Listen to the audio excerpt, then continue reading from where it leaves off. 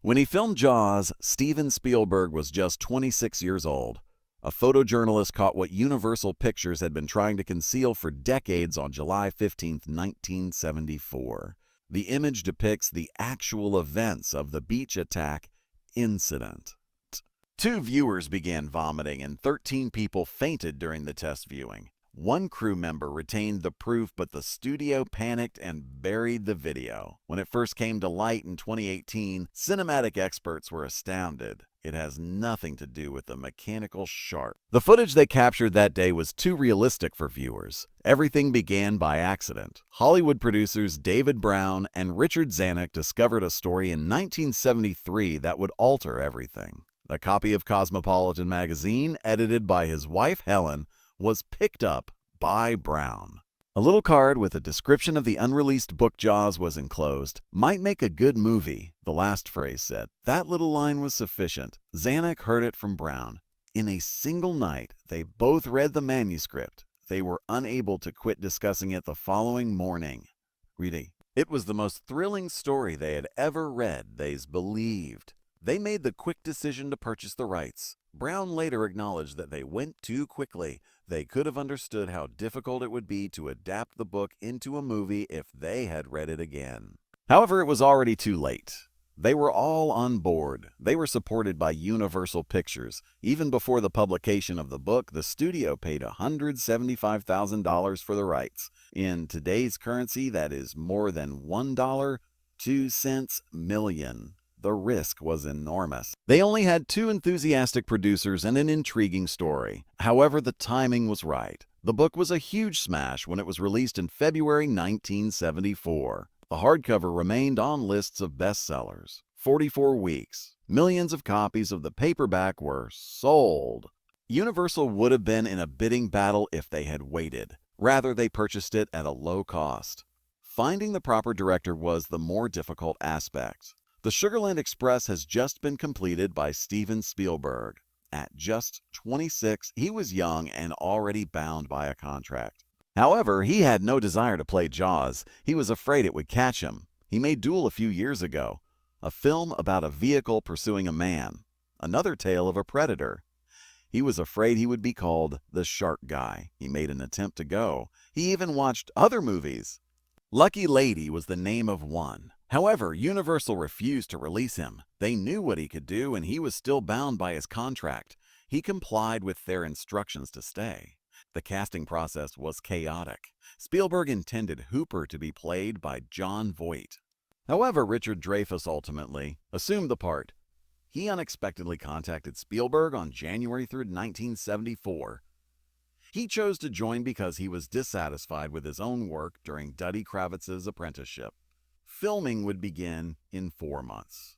Spielberg preferred Sterling Hayden or Lee Marvin for Quint. They both said no. Robert Shaw was given the part in this way. He was spot on. However, he and Dreyfuss were at odds all the time on set. Shaw had too much to drink. Dreyfuss was arrogant. They irritated one another. Nevertheless, the tension from their personal lives gave their moments a unique quality. It all seemed hurried. Universal sought to capitalize on the popularity of the novel. They pushed the movie along. In 1974, Spielberg began filming on May 2. The screenplay was not completed. The mechanical sharks were ineffective. Between $3.05 million and $9 million, the budget skyrocketed. The timetable was extended from 55 to 159 days. Spielberg, is only 26 years old, felt the strain. Still worried about being confined, he desired to leave. But he was calmed down by producer David Brown. He assured Spielberg that he could create anything after Jaws was finished. He continued because of that pledge. Spielberg wanted more than just terror, and he wanted to laugh. Jaws wasn't a strictly scary movie in his opinion.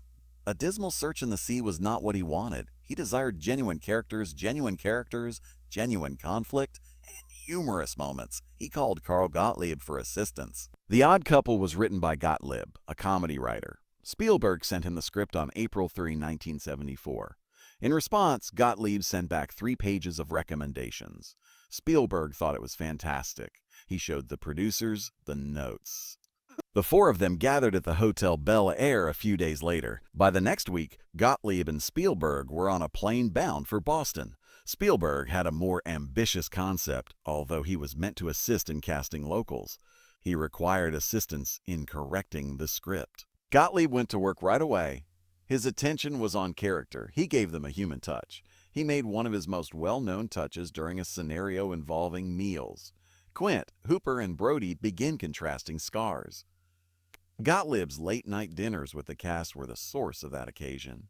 They made it up as they went along. The shark continued to disintegrate. It hardly functioned. The actors were therefore given more credit in the movie. The scenes were carried by their conversation. The line, "a larger boat will be required," the script didn't even mention it. It became legendary despite being made up on the fly. The function of Gottlieb expanded rapidly. Starting on April 27th, he was employed for a one-week rewrite. He spent 9 weeks there. He ate dinner with Spielberg and the actors every night. They discussed the next scenes to be filmed. Those meals inspired ideas. On the spot, lines were written. The affair was removed from the book, which was one significant modification. Gottlieb saw the actors together and realized it wouldn't work, even if Brody's wife has a liaison with Hooper in the book.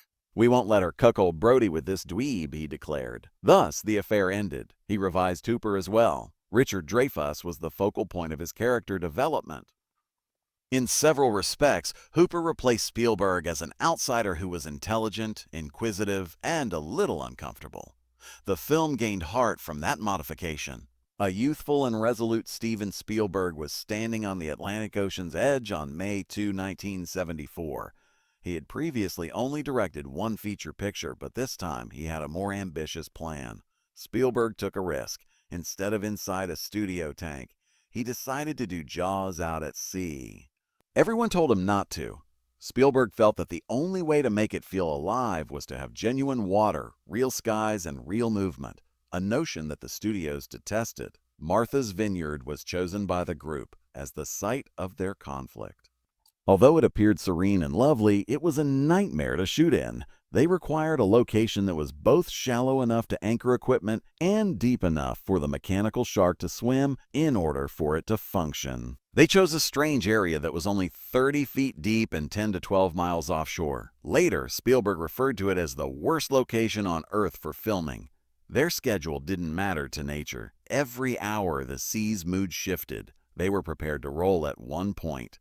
The boats would be forced out of alignment by the next change in the current. In order to restart the entire arrangement, crews had to stop everything. The sun had moved by then. The shots were damaged. They only received 2 usable takes on certain days. The staff and actors were unhappy. Their skin was burnt by the sun. They were sickened by the churning waves. Everyone was worn out. Then there were the inhabitants. They were initially thrilled to see Hollywood in the area. However, their patience wore thin as the delays continued. Even fish guts were thrown at Spielberg's rental home one evening. Then came the mechanical sharks, dubbed Bruce after Spielberg's attorney, which were not actual sharks. 3 of them, 2 to film from different angles and 1 for swimming on a track, were constructed by production designer Joe Alves. At almost 25 feet each, they were enormous. Spielberg had hoped that the film would be saved. Rather, they almost sank it. It sank the first time they dropped one into the sea, all the way to the bottom. It had to be fished out by divers. Things only got worse from there. The equipment was corroded by salt water. The rubber skin twisted and absorbed water. The movements became strange and choppy. The shark appeared dangerous one day. The next, it resembled a toy that had been shattered by a child. Spielberg was incensed. He yelled, "I want to kill this shark at one point." This shark at one point. Hours were spent by the staff fixing the animals. On certain days, they were completely unable to shoot anything. Parts continued to fall away. Divers occasionally had to drag entire sharks back up after they vanished beneath the sea. Panic gripped everyone. The spending plan was blowing up. The schedule was no exception. The film was expected to be completed in 55 days and cost $3.05 million. That was the strategy. They were already $2 million over just 2 months. Their delay was 49 days. The shooting continued until October 6. Day 159 was that day. Spielberg believed his career was ended when the final budget came to between $9 and $12 million. Executives at the studio were frightened. Members of the crew began making fun of the entire endeavor. Some were sporting t-shirts that said, Spielberg 0, Shark 1. Some dubbed the film flaws. Spielberg slipped from the site on the last day because he was so afraid of being tossed into the ocean, then took an early flight back to LA. On the boat, however, another struggle was taking place. Richard Dreyfuss, who portrayed Hooper, and actor Robert Shaw, who portrayed Quint, were at odds. Shaw was a dedicated method actor who was old school. Dreyfuss was nervous, younger, and more laid back. Shaw would continuously make fun of his performance and call him derogatory names. At one point, he took Dreyfuss by the throat. He threw a fire extinguisher at him once more. Drank a lot as well. He was too inebriated one evening to record the major USS Indianapolis speech. The following day, he pleaded for another chance. He received it from Spielberg. Shaw did it flawlessly in a single take that time. Dreyfuss's condition didn't improve significantly. He felt stuck and experienced panic episodes. He was concerned that his career would die and the film would fail. Despite Roy Scheider's best efforts to remain impartial, the tension had an impact on everyone. According to Spielberg, the filming of Jaws was the most difficult he had ever done. Then an odd thing occurred. Spielberg had to use his imagination because the shark hardly functioned. He ceased to display it. Rather, he made a suggestion. He employed photos taken from the shark's perspective while submerged. He displayed barrels that were yellow and skimmed the surface. Before the audience ever saw anything, he let them hear it. John Williams filled the void. Williams composed a straightforward theme using only the notes E and F, repeating repeatedly. Spielberg laughed when he first heard it. Williams clarified that it was intended to feel primordial like a pulse in the sea, but he still believed it to be a joke. In order to manage the audience's level of fear, he recorded 47 variations of that tune.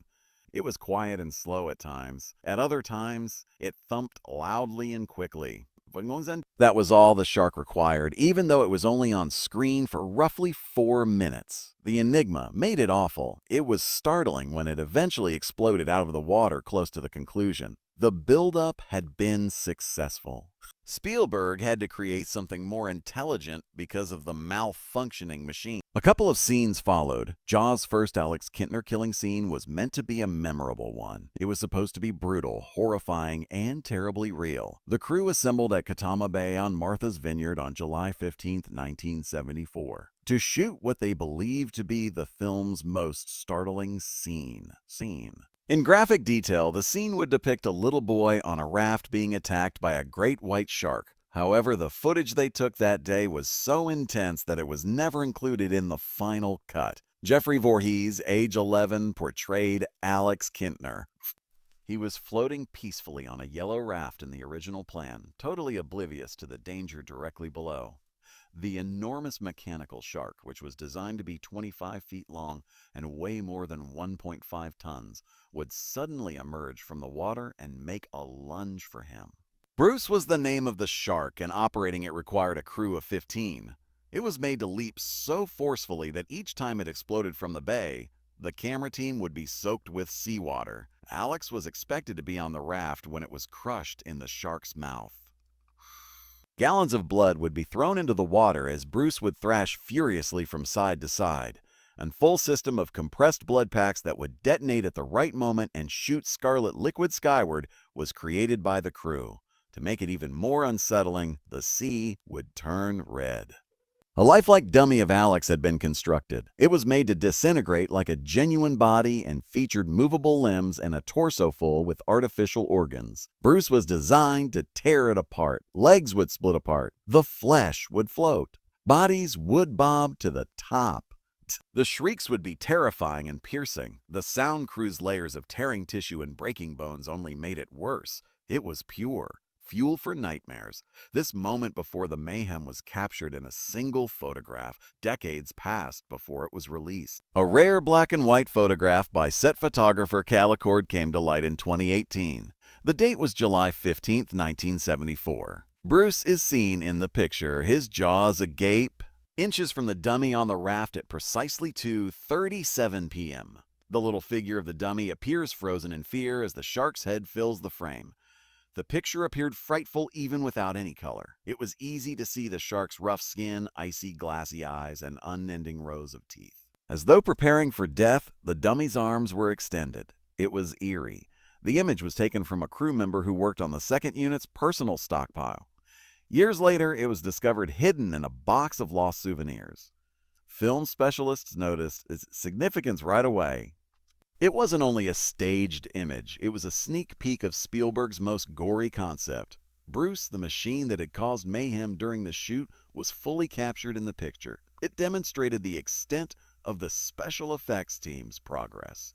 That monster had taken months for Bob Matty and his team to perfect. It shocked people just as they had hoped. However, the scene was never shown in theaters. The crowd at a test showing in Dallas, Texas on April 26, 1975 was unable to handle it. 13 people passed out. In the lobby, 2 people puked. A few of them ran out. It was excessive. For a PG rating, the scene was too dramatic. If left in, it would need to be graded R according to the MPAA. That would restrict the number of tickets sold. That wasn't what Universal wanted. Spielberg was instructed to cut it. Spielberg concurred. He went on to say that people could be more frightened by their imagination than by blood. Leaving things invisible, in his opinion, made them more horrifying. Did not want to reveal everything at once. Not everyone agreed with his desire for the audience to feel the shark before they saw it. The man who spent weeks creating the original setting and building Bruce, Bob Matty, was frustrated. He believed the finest work done by his team had been concealed. He thought it demonstrated the actual terror of a shark attack. He wasn't mistaken either. The mechanical shark has a realistic appearance. It had a beastly gait. Like it meant to, it ripped through its target. Another decision made by Spielberg cemented the scene's demise. He didn't want the shark to be shown off so early in the film. He wished to conceal it for as long as he could. The tension increased as a result. It also served to hide Bruce's technical shortcomings. The shark frequently broke down. It resulted in costly repairs and protracted delays. Spielberg made sure that Bruce's arrival was powerful by slashing its early appearance. The final edit shows a very different variation.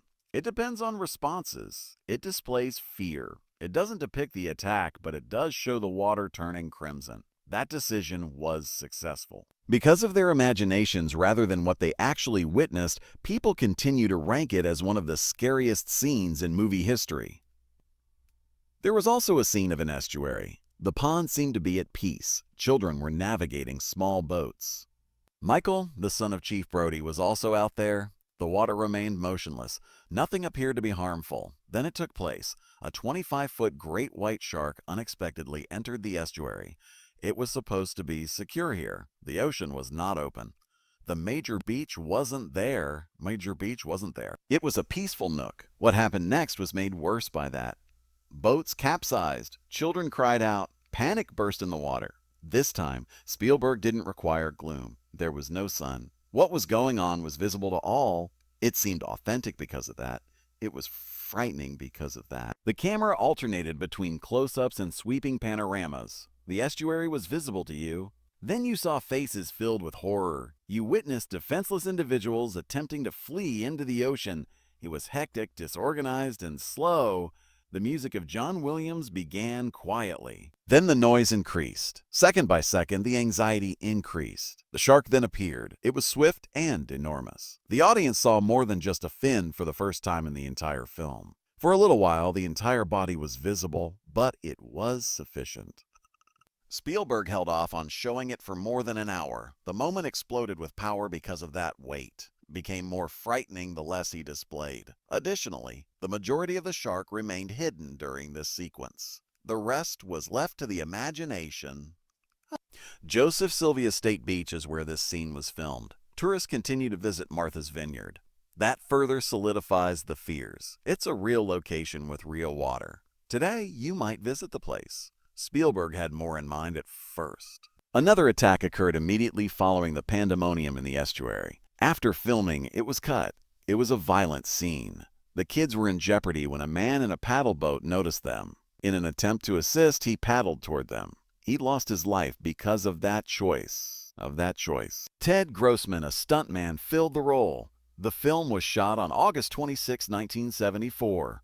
From underneath, the shark sprang up, crashed into the boat, and swallowed the man. Like a figure on a ship's bow, his body protruded. That's exactly what Spielberg used. Things worsened.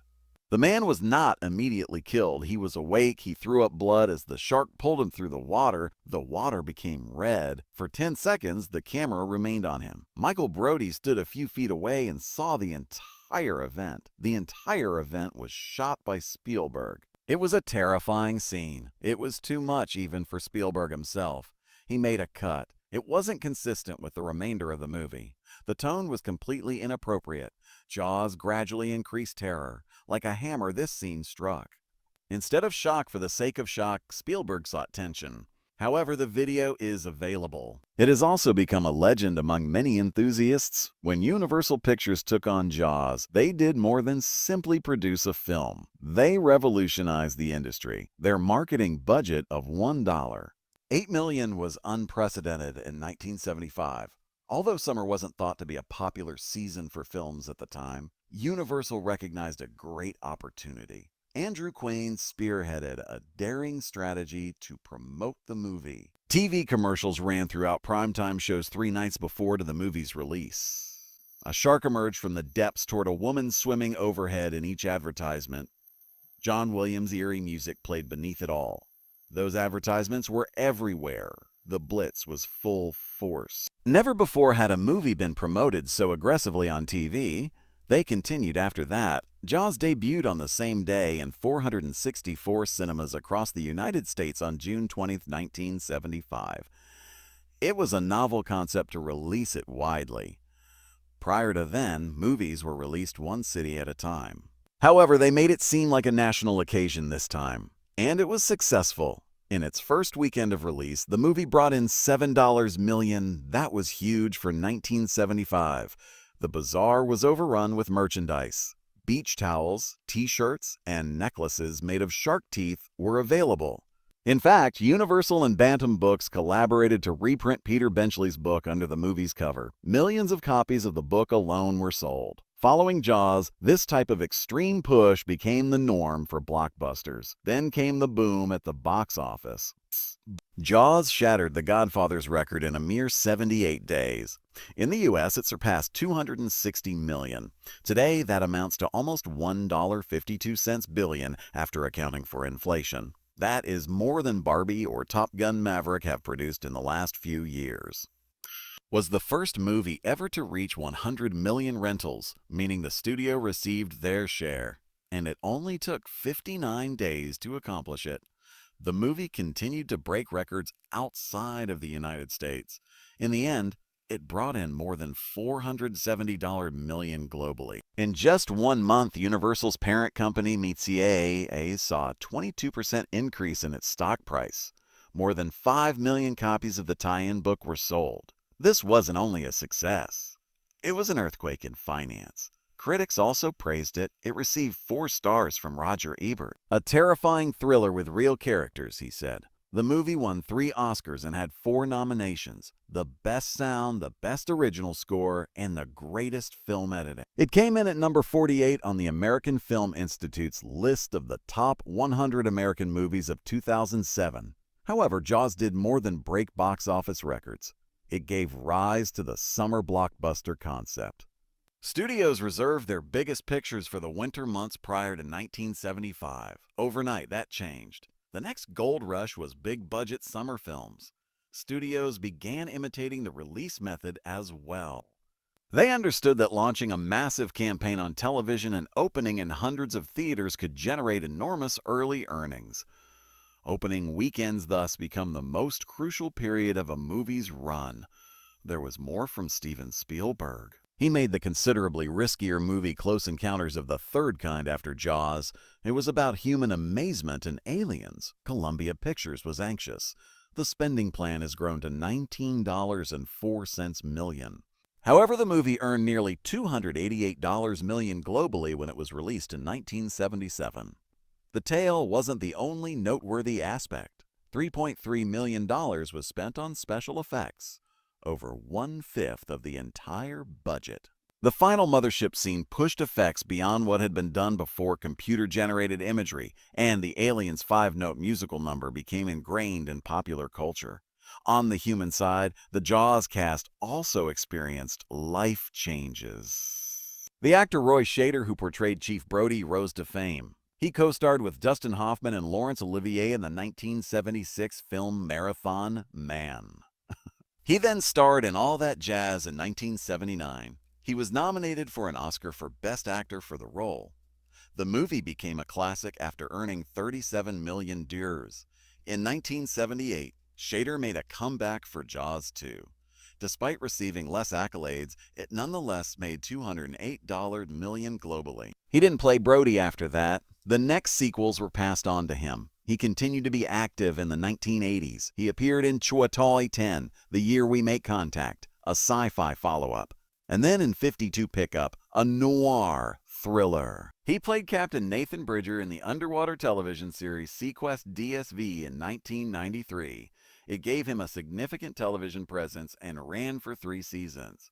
Scheider acted in over 60 movies and numerous television shows over his lifetime. He refused to be defined by Jaws. He persisted in exploring new roles, genres, and difficulties. The rise of Hooper's actor Richard Dreyfuss was as significant. He starred in The Goodbye Girl in 1977. He took home the Oscar for Best Actor. At the time, he was the youngest person to get that honor, being 30 years and 125 days old. He gave strong results after that. He starred in the 1981 film Whose Life Is It Anyway?, which told the story of a paraplegic artist who sought suicide.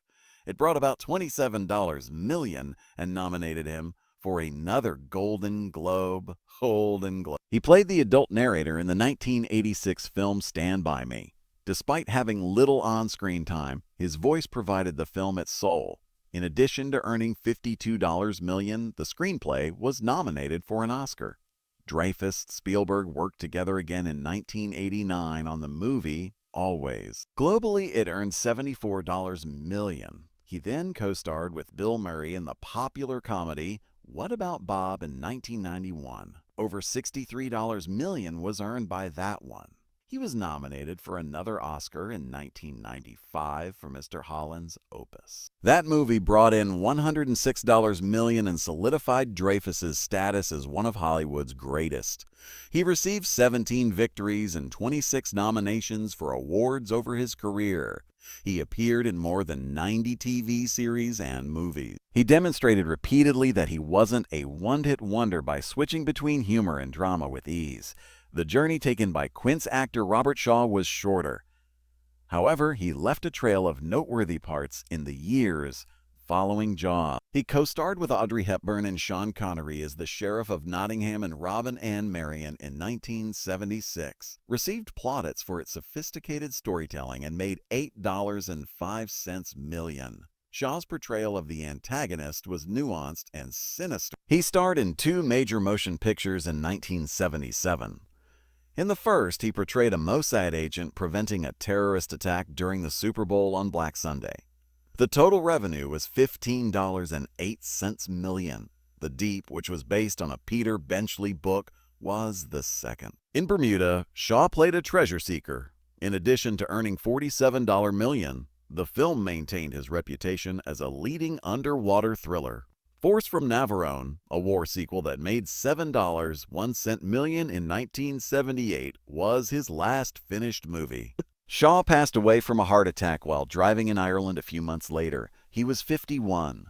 At the time, he was filming Avalanche Express. Voice dubbing and stand-ins were used to finish the film, but the outcome was disappointing. Shaw's influence on screen remained unquestionable even in his later years. His performance in Jaws is one of the most recognizable in movie history. His passing created a void in the film industry that never truly went away. The Jaws actors developed enduring connections in spite of the difficulties on site. Richard Dreyfuss and Roy Scheider remained friends. According to Dreyfuss, they ate supper together once a month for years. Following Scheider's death in 2008, Dreyfuss delivered a heartfelt eulogy. The cast gathered on anniversaries and other noteworthy occasions over the years. They celebrated their 30th anniversary together in Martha's Vineyard in 2005. At the location where the movie was filmed, more than 5,000 admirers turned out to see it again. They got together once more for the Blu-ray release in 2012. When Dreyfuss first read the script, he quipped that he had assumed the movie would be a disaster, but it turned out to be a success. Jaws wasn't merely a success. It was a historical event that permanently altered the lives of all those concerned.